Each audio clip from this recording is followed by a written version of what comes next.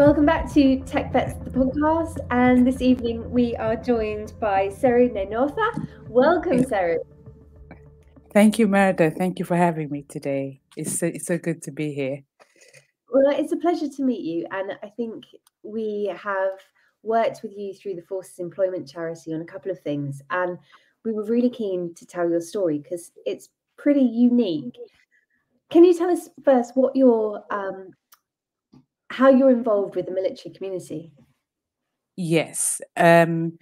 So very briefly, I wanted to share a segment of my life journey with you, and I served in the raw logistics for a period spanning over 8 years, and obviously my aim when I was actually serving was on the profound impact of my military service, and obviously um, also expressing the gratitude for the support that has significantly influenced my career trajectory since I left in 2007. Um, so, upon joining the military, my motivation was rooted in a sense of duty and a profound desire for personal challenge. And of course, the experiences and the skills that I've actually honed during my time has been instrumental in shaping the person I am today. Um, I mean, the military, no uncertain terms, has been like a catalyst for me for profound personal growth and discipline, leadership, acumen, and capacity for teamwork instilled during my service has played that role in molding my career. But then I then transitioned from military to civilian, and it had its own sets of complexity and own challenges as well. But I was fortunate to avail myself to a very robust support system, which was the Forces Employment Charity. And what made you join the military in the first place? Yes, good question. So I, before I actually joined the military, I was a student at the time. I was actually studying, and that was back in Fiji. I was studying. I was doing a bachelor of arts in contemporary history and human geography. And at the time, it was 3 months into my degree when I had this opportunity that came along, and I felt it was it was it would be great, and also that would kind of give me, um, an opportunity to kind of explore um, other career outside my was actually studying at the time.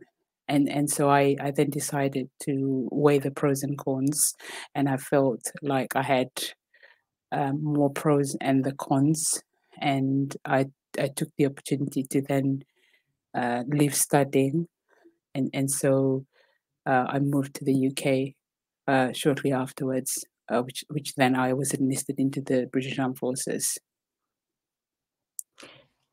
That's an amazing journey. How was it? I mean, going from a kind of studying for a degree to then joining the forces, Yeah.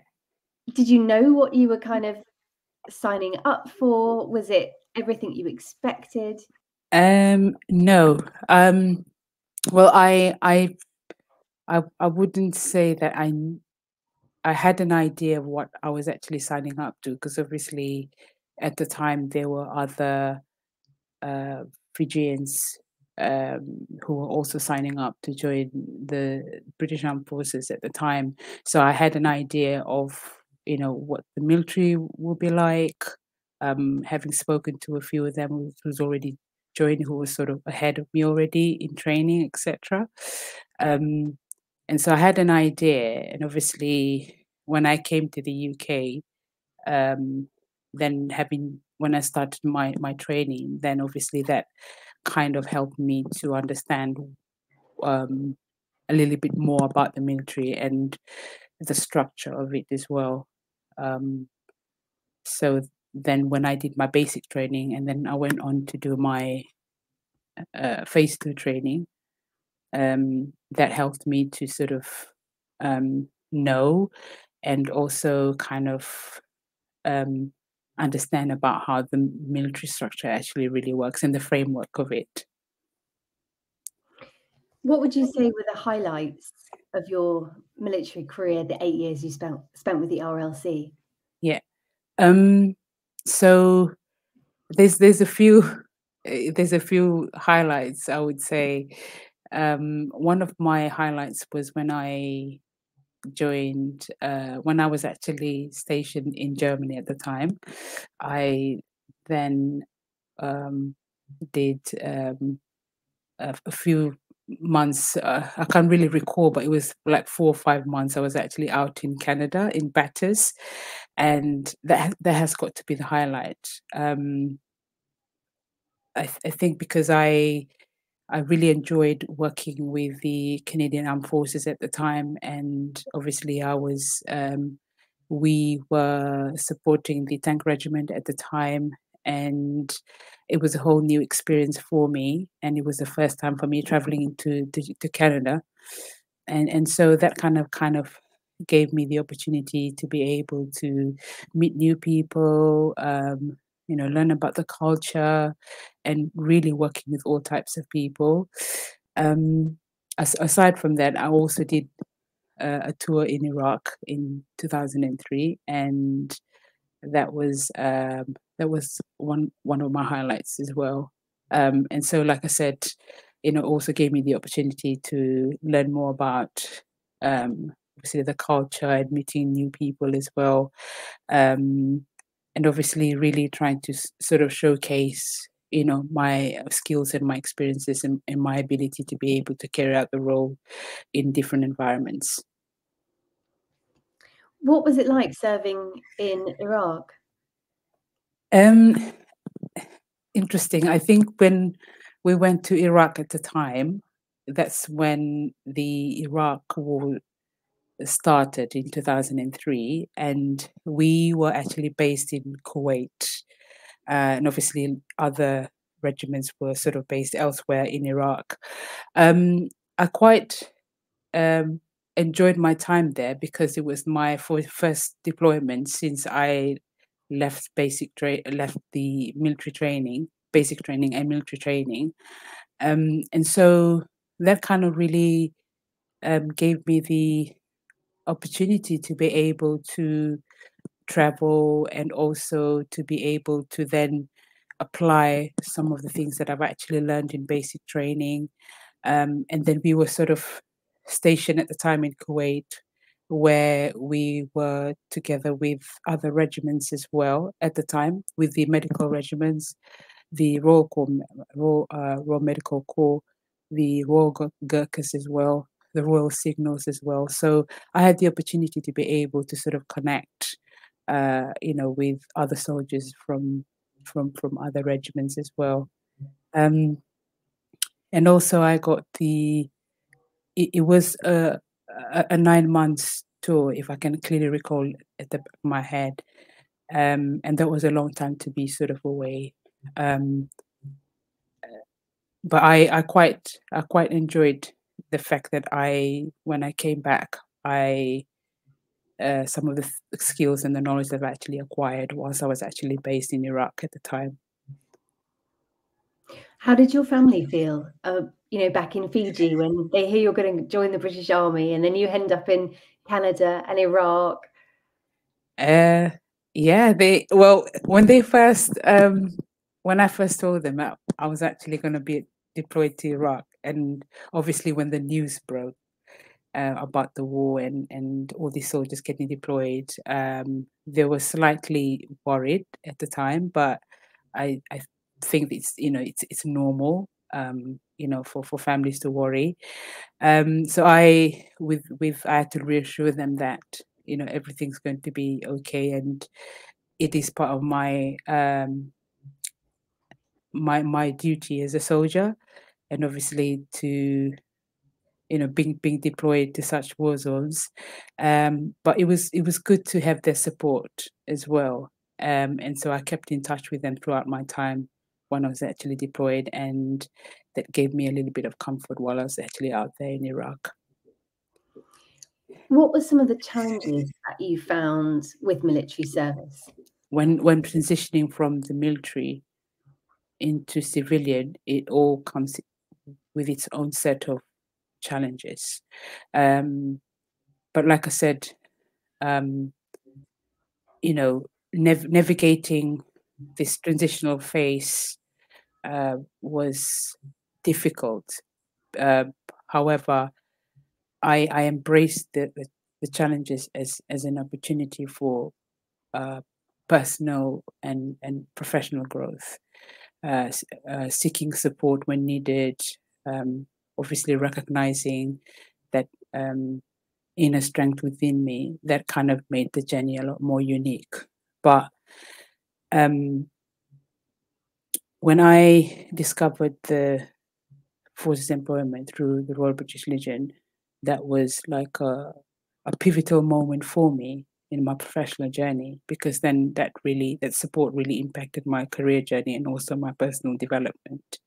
So that kind of really paved the way, a gateway to like opportunities that was sort of tailored for individuals with a military background.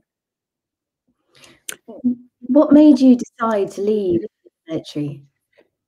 So um, I whilst I enjoyed my time being in the military, I decided to venture and to try and um, move on to and explore to other opportunities outside the military. So I then um, wanted to go back to school, because I did my degree and I felt like I wanted to continue doing that. So when I left, I decided I wanted to pursue my education and continue where I actually left off. And so I wanted to, because I felt like that would help me to grow both personally and professionally. And so I then decided to go into the legal sector. And but then I did not have any qualification at the time. Um, so I and the required qualification was to to pursue a degree. And I did my research. I spoke to lots of people, from the Forces Employment Charity as well. I went to networking events, and when I had all this information that I needed, I then decided to pursue. And that was one of the things that I first did when I actually left, was to pursue a career in law. Um, but then I needed to go back to university to do a degree, which I actually did that after I left. That's fantastic. What degree did you do and where did you do it?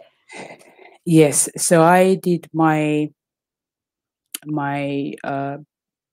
degree, Bachelor of Law degrees with the University of Law as well as the Open University. And at the time, it was actually joined because the structure of the degree was both run by the University of Law as well as the Open University.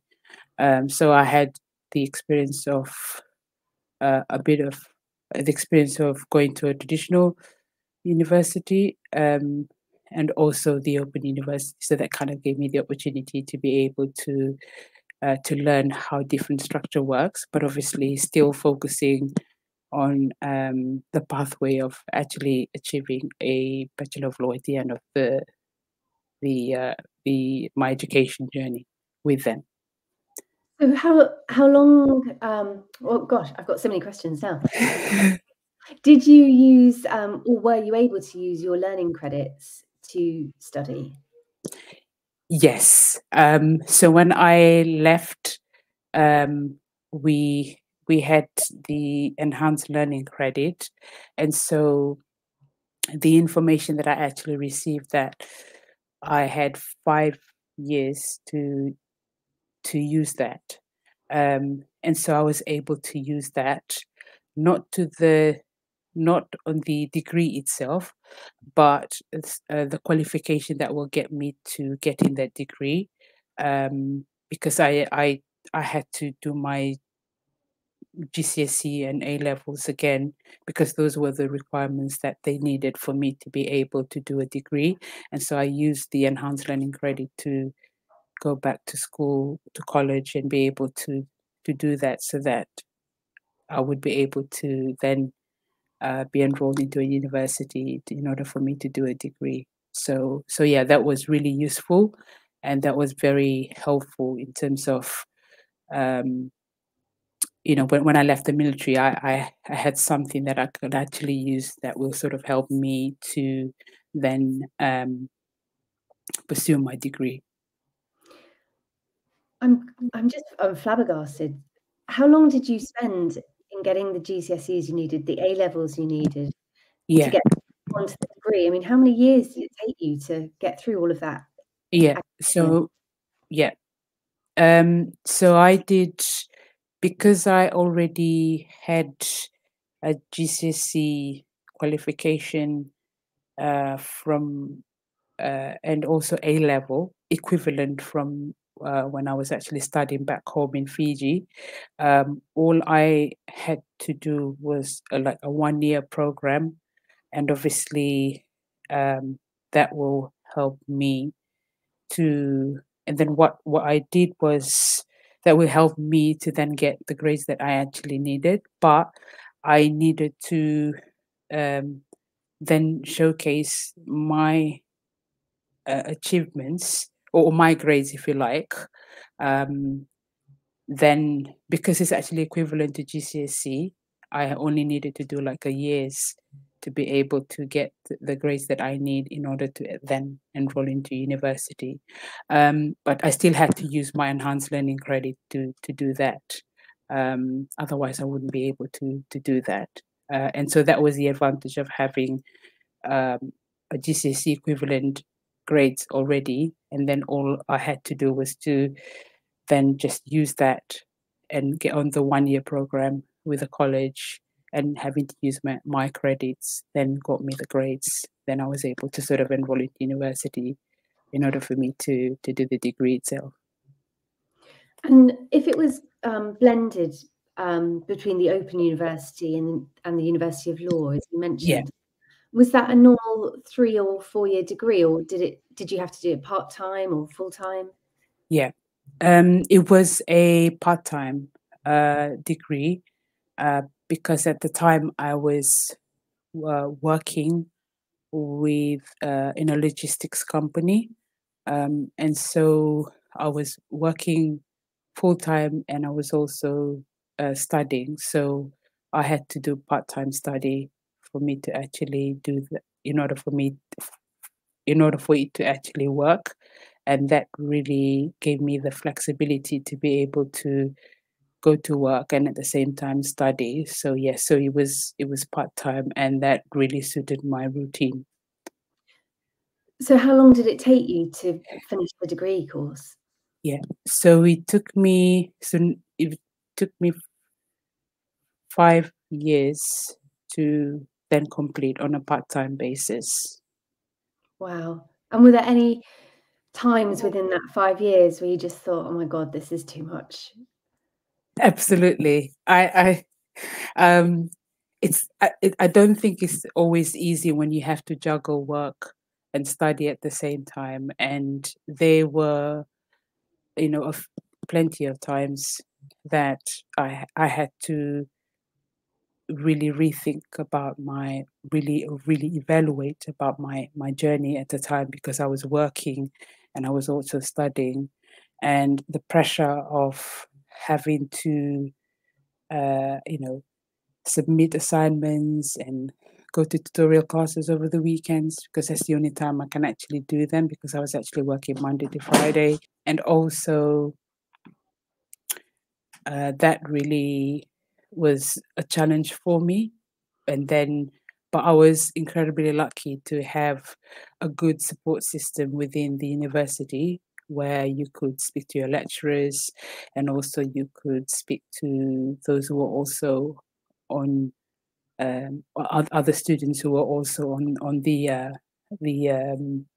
on the degree pathway as well. That really helped. But I think it's really important that having that robust support system helps you to then be able to sort of navigate um, pursuing a degree, because then there were times where I felt I I wanted to you know um, stop learning and stop doing my law, but I kept on going. And I suppose a lot of what I've actually learned from it was just being resilient, and I kept on persevering, and also having that um, and being consistent and being disciplined. And these are some of the things that's been instilled in me whilst I was actually in the military. So part of that has actually helped me, to then pursue my degree and accomplish that in the end. And that was like a real sense of achievement when I finished it. That's phenomenal. And do you use your degree now, day to day, or how have you taken your career to the next step following that degree? When I completed my degree, I then obviously we students have the option of whether they want to go do their legal practice, or they want to go and do something else outside the legal sector, or there are a lot of options, and these are the opportunities that are actually given to us whilst we are when I was actually studying, where you go to networking opportunities, they give you information about what you can actually do when you actually leave. So the normal traditional route would be when you finish your degree, you would go and then do your legal practice, because then if you're thinking about uh, you know practicing as a solicitor or barrister at the end of your degree, then that would be like a normal traditional route. However, there were other students who were thinking about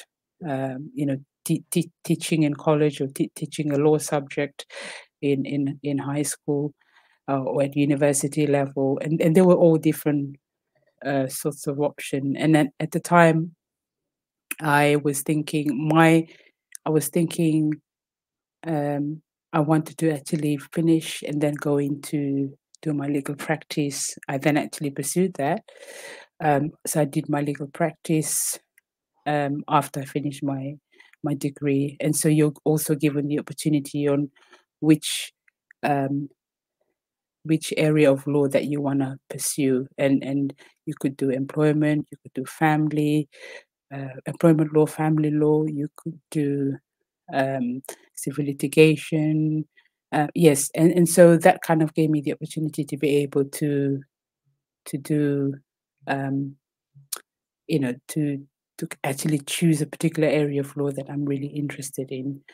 Um, After my legal practice, I then did paralegal work, which was a great opportunity for me to be able to sort of showcase some of the things I've actually learned at university, and what some of the things I've actually learned whilst I was actually doing my legal practice. But then when I was actually working as a paralegal, you also have the opportunity to be able to then qualify as a solicitor from there.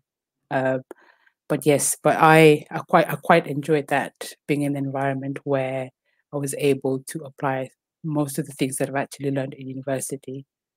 So how have you gone from working as a paralegal to now being with Defence Digital? Oh, it's it's been an interesting journey. Wow. I I I have to say I have actually done various roles to get me here. So when I was actually working as a paralegal, the aim was to qualify as a solicitor, and um, I then decided to go into tech. Um, so my role with as a paralegal, I completed that in December 2022, and it's been a year since I left the legal sector, and I've actually never looked back. So yeah, so it's been a bit of a roller coaster, but I was just incredibly lucky just to have that having the military community and having the Forces Employment Charity and of course TechVets as well at the time I was navigating, because I've had people who say that, why would you leave the legal sector and move into the tech sector? And I had my own personal reasons, and I've never looked back. Um, and for that, I'm incredibly grateful, for that support, because without that support, I wouldn't be able to get to where I am today. What made you, I mean, you must get asked this a million times. What made you, did you have a eureka moment where you woke up and went, my calling is tech? Or did you just slowly come to see that, that might be better for you? How did that happen? Yes. So when I was back in the military, in the logistics, we were using a lot of technology to streamline some of the, when it came to our individual roles and what made our jobs a lot more efficient when we were out in war zones, or whether we were back in the in military barracks in our army camp, army base. And so I had that, I even though I had at the time, I had those skills in tech. I then, when I was actually doing my legal sector, again, I was fascinated by how technology has actually evolved as well in the legal sector. Now with AI, artificial intelligence, and how we were streamlining case management, and how that was making our roles a lot more easier. And so I found it really dynamic and very stimulating, and I felt the urge to then look into tech and see, what other things I can actually then pursue outside the legal sector. But um, you can also do tech roles in the legal sector, and obviously other, other fields of work as well. But then that's where I started to explore, and I started to look more into tech, and then kind of really drove me to then transition from legal into tech. Um, and here I am, still navigating the tech system, and I've enjoyed every bit of it. You're going to be the reason why loads of people leave the Army Legal Service now and go into I know, it's just yeah, I get these questions a lot, where I've had lots of people I've networked with, and they've asked me the same question to say, why did you leave the legal sector and then move into tech? But it's always it's fascinating. I think it's, um, and the way that technology is now evolving, and how it's actually streamlining and making work a lot more easier, more efficient, that kind of really drew me to then transition from the legal sector into tech. What part did TechVets play in the transition? Yes. So it was through the Women's Forces Employment event I heard about TechVets. I I I I met. I was networking at the time, and then I met. You know, I met someone at the networking event who then introduced or encouraged me to sign up with TechVets. And you know, that having attending that employment event, Women Forces employment event, really was a transformative experience for me, because then that really served like a gateway to discovering TechVets initiative, which I've never heard. Or but then I think following my interest, that really sparked at the event. I eagerly participated on the onboarding session that was provided by TechVets. Following after that conversation that I had to sort of sign up to that. And I really quite enjoyed the session, because then it was almost like a stepping stone into understanding about what the TechVet is all about, the objectives, the requirements, and obviously the support structure that he actually offered. So yeah, I really gained a lot of insights having attended that onboarding session, because not only clarified some of the things that I wasn't really sure about um, a, a career in tech, but it kind of equipped me that necessary knowledge, and also the tools to be able to make that successful transition into the tech field. So once you gleaned all that information, how did you actually put it into effect to land a job at Defence Digital? Did you Yes, spot the job when you were browsing, or did someone come to you? yes. So when I joined I think after the onboarding session, I then joined the Discord community, where it's a online platform, and that was a significant journey, a step in my journey, because then the community, because it was formed like-minded individual who share like a military background, and that was like an invaluable resource for me.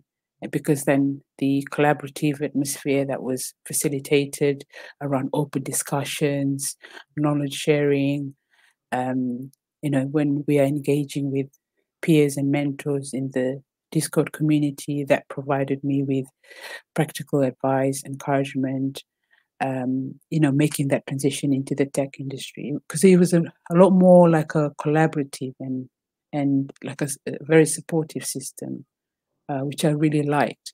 And so when I started with TechVets, I was actively pursuing a Google certification in data and analytics. Um, so this was like the goal that was being set forth by TechVets, because not only that really enhanced my technical skills, but also um, it kind of positioned me into like a competitive candidate in the tech field. So I was incredibly grateful to kind of have that support and that guidance that I received from both the TechVet initiative and also the Discord community. Uh, that kind of really played that vital role in my ability to be able to navigate that certificate process successfully, which is where it really helped me to then gain and land a role with Defence Digital. Where did you spot the role for Defence Digital?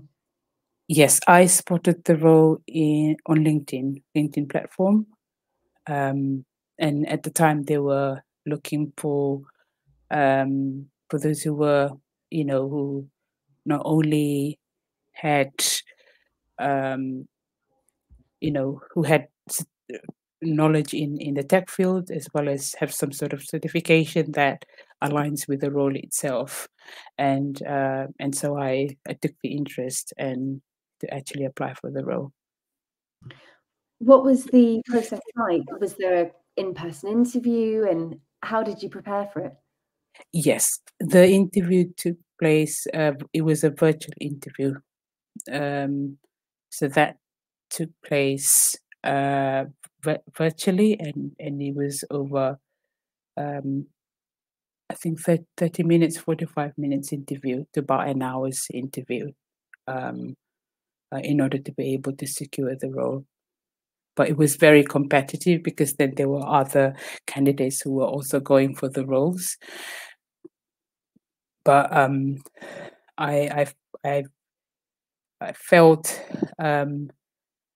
it would be a good opportunity to be able to for me to be able to showcase some of the learnings and the skills and knowledge that I've actually acquired, and also be able to showcase my transferable skills from the military, from the legal sector, um, into so that I'd be able to sort of fulfill that, um, the interview process. Were there any questions in the interview process that they asked you that you thought, oh my gosh, how do I answer this? Or had you rehearsed? Had you been pre-warned of what they might ask you? Yes, I think I prepared. I think in every job interview, um, preparation is key, and I had to then do a lot of research, and obviously I had to do a lot of practicing the interview, and obviously networking and speaking to professionals who would be able to help me to navigate, which is quite scary. It was very daunting as well, having transitioned from legal sector into tech, and having very little knowledge about the tech industry, even though um, even though I was kind of well equipped whilst I was with TechVets. I mean, but then be, having been in the Discord community and being with TechVets, that really kind of boosted my confidence, and that really helped my interview process as well. But I suppose if if you do a lot of your a lot of your a lot of preparation before the interview, that will kind of really give you an edge when you're actually doing the interview. But yeah, it was a really scary experience, but I I felt like I delivered what they were actually looking for, and so that all came down to um, to good preparation, and and really believing in yourself, and being positive about the process. What was your reaction when you got the phone call or the email telling you you'd got the job? Oh, I um I was it was mixed emotions. I have to be honest. It was a bit of mixed emotions because I um because it was very competitive, and I felt at the time when I did the interview, I felt like I might have, I think I did well, but I wasn't really sure. But um, at the end, when I got the you know the when I got the email, I like I said, I was just, there was just bags of emotions. But I felt that was probably, you know, and obviously one thing that I've actually learned from that was, I was grateful, and I was and I appreciated, the opportunity of being able to be, um, being able to be given the opportunity for a role, and I was really looking forward to that when we started the year. How has taking the job in tech changed you and your family's life? Or has it?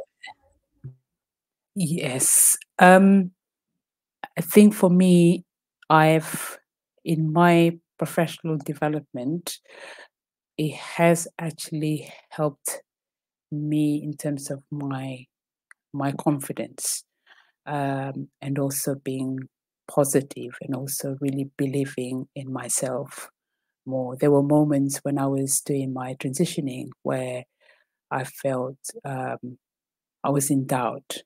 I felt like I wanted to give up, you know, but um, I kept going, I kept pushing, and I kept on pursuing. And also just really kind of reminding myself about my why and also my how. And that really kind of drove me to be a lot more determined about um, achieving that goal. And for me, I've actually grown both personally and professionally. My network has actually grown since I transitioned, my confidence level as well. And also having that support system as well is really, really important in your professional development. Personally, I think I've started to learn more about myself because, and like I said, at times I felt, I really didn't believe in myself. But once I was doing a lot more, I was focusing more on my personal journey, um, self awareness, self reflection, evaluating my goals and how my values and my aligns with my goals, and this really helped me to grow personally as well. Um, in terms of my family, that's really helped. I think um, that that has actually really helped my family, knowing that it will help us um, in terms of being financially stable as well. Where we're in a much better position than where we were before, and that I'm forever grateful for just being in this situation, and also um, just kind of really showing a lot of gratitude. Um, yeah, with where I am at the moment. I feel like that was a bit emotional, but It is emotional though. Emotional listening to you speak. yeah, I tried, but yeah, it's something that I very rarely share. But yeah, I thought I'd give you a little bit of how things have been on my end and how it has actually really impacted me, both professionally, personally, and how that has actually helped my family as well. Yeah, and it's good to see that yeah, and I feel incredibly blessed, and I thank TechVets for the initiative program, because without having that support system, I don't think I would be able to have navigated the legal sector into tech. So yeah, so I'm just forever grateful for that. Thank you. If you could go back to 2007 and sit in a room face to face with Seru in 2007, who had just decided to leave the military and was Yeah. facing this really daunting transitional period, what would you say to her? Wow. Wow. If I was to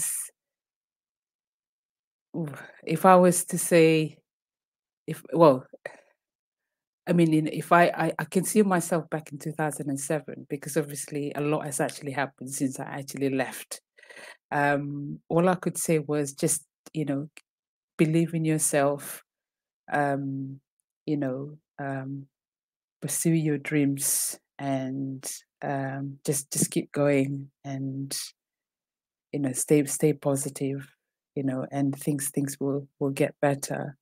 I felt like at the time, I I don't think, you know I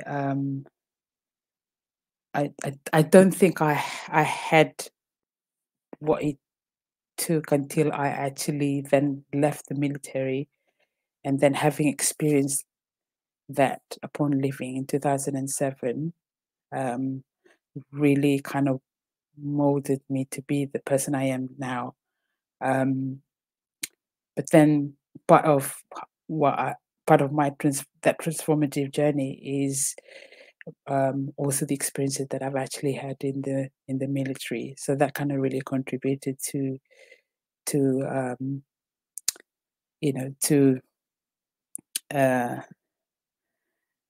trying to think of the word, to then that really kind of shaped the person I am today. So that was really instrumental.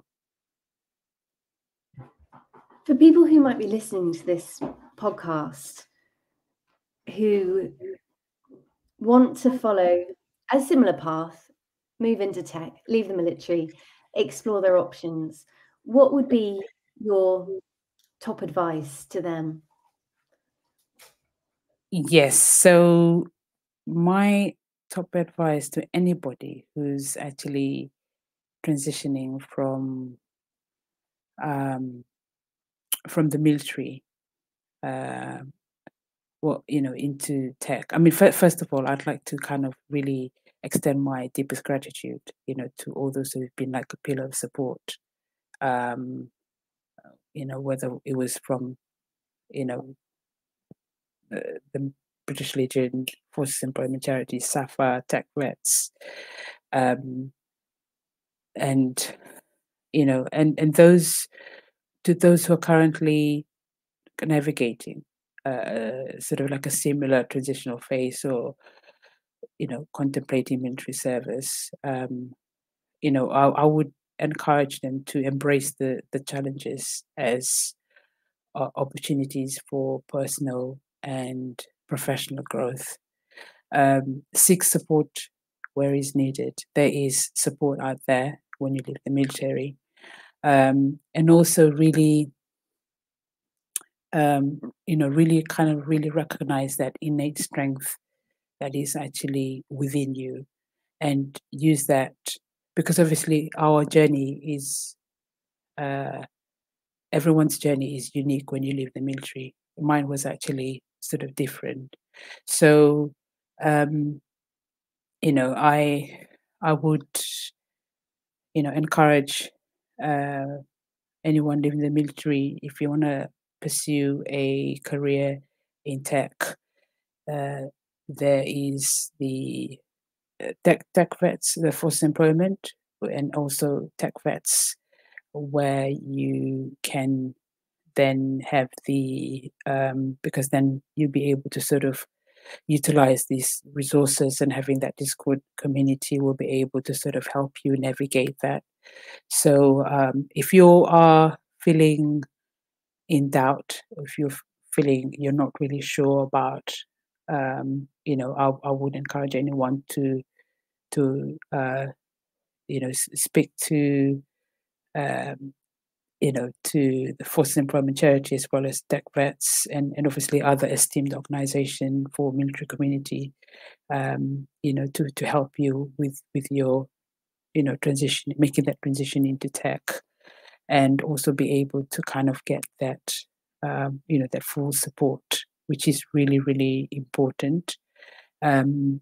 Because then, for me, this comprehensive support has not only validated my transition into tech from the legal sector, but also that kind of really provided me with the tools and the connections that is necessary for a successful and a fulfilling career change from the legal sector into tech. So yeah, so I would say, if you're in doubt, just there's a robust support system out there where you can actually approach them to be able to sort of help you, answer those burning questions, or just give you information and resources, and you know and I wish them, the very best of luck in their individual journeys. Thank you so much, Seru. I think this has probably been one of my favorite interviews today. Thank you. You've been so honest. Thank you for having me. It's been great being on this podcast with you, and I'm sure, I hope your listeners are going to be fulfilled you know, and feeling a lot more positive about their individual journeys. And I think the beauty of having the discussion or having this podcast with you is then, you know, is to try and encourage anyone who might not be sure about their own individual career journeys to understand that, you know, that there is a military community out there. There is organizations like TechVets, the Forces Employment Charity, or British Legion. You know, reach out to them. You know, if you need the help and the support in order for you to be able to then achieve your goals. But yeah, it's been really great having this conversation with you. Yeah. Oh, thank you, Seru. And I think for anyone who's listening who wants to find out more about, I've tried to kind of keep note of all the courses and things that you've done. Anyone who's listening I felt, yeah, I hope I was, you know, able to answer most of your questions today, and I'm really glad that we got to do the interview today. 100%, you superseded it. And for anyone who is listening, I'll put the links to things like the data analytics course through Google in the description. Yes. I'll put TechVets Discord in the description, but obviously they need to join, or listeners need to join through techvets.co and become a member to access that. That's and also right. Forces Employment Charity, that link is going to be in the description. So if anyone feels that something's pinged in their mind from listening to this interview with Seru, the resources are there and the support is there to, you know, you don't have to accept your lot. You don't have to just leave the military and wonder what's next. There are so many opportunities out there. And I guess you've demonstrated the more you talk to people, the more you take that step. And, you know, even if you don't feel confident, just pretend to be confident and talk to people. It can change your life. Absolutely. Absolutely. As I think it's really important that, you know, that you reach out to this, you know, that, well, having the support system is really important for those who are transitioning from the military into civilian street. And obviously, for me, I had to do a few transitions to get to where I am today. So obviously, you know, and you know, having that support system will really kind of bridge those gaps and be able to sort of help you. And like, you know, with Forces Employment Charity, TechVets, you know, the Discord community, it's that, you know, all the resources are in there. You know, you just, yeah, you just and you know, you just having you know, you just need to kind of reach out, go to network opportunities where you get to meet lots of people from the military community who's also been in a similar situations where they transition from military into civilian life or one career to another career. Yeah, and I think that's the beauty of connecting with you know, in networking opportunities. It sort of kind of helps you navigate because it can be a very scary, daunting situation, but you know, having that support system in really can sort of you know, answer those burning questions for you. Then you're not actually alone, and yeah, and that is really fulfilling to know that there is help out there. You just need to kind of reach out. Thank you, Seru. I think on those words of pure wisdom, we'll leave it there for the night. But if you're listening and you need support, then please do reach out to techvets.co. And Seru, thank you so much. We will leave you to enjoy your evening in peace. Thank you.